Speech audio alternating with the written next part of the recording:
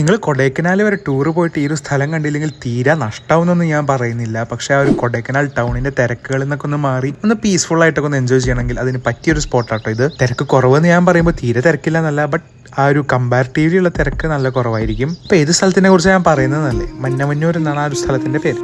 ഈ ഒരു സ്ഥലത്തിന്റെ അട്രാക്ഷൻ എന്ന് പറയുന്നത് തന്നെ ആ ഒരു മന്നവന്നൂർ ഇക്കോ ടൂറിസം സൈറ്റ് ആണ് കേട്ടോ.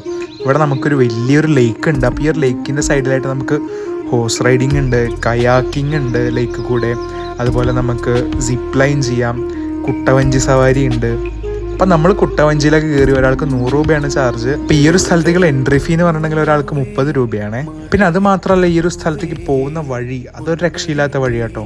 പിന്നെ പോകുന്ന വഴിക്ക് തന്നെ നമുക്ക് നമ്മുടെ പൂമ്പാറ വില്ലേജ് ഉണ്ട്, അതും കാണാം. ഈ ഒരു സ്ഥലത്തേക്ക് കൊടൈക്കനാൽ ടൗണിൽ നിന്ന് വെറും 35 കിലോമീറ്റർ ആണുള്ളത്. ഈ ഒരു മന്നവന്നൂർ എന്ന് പറഞ്ഞ സ്ഥലത്ത് നിന്ന് വെറും 8 കിലോമീറ്റർ പോയാൽ നിങ്ങൾക്ക് പൂണ്ടി എന്ന് പറഞ്ഞ സ്ഥലത്തും എത്താം. അടുത്ത തവണ കൊടൈക്കനാൽ പോകുമ്പോൾ ഈ ഒരു സ്ഥലം കൂടി നിങ്ങൾ ആഡ് ചെയ്യില്ലേ?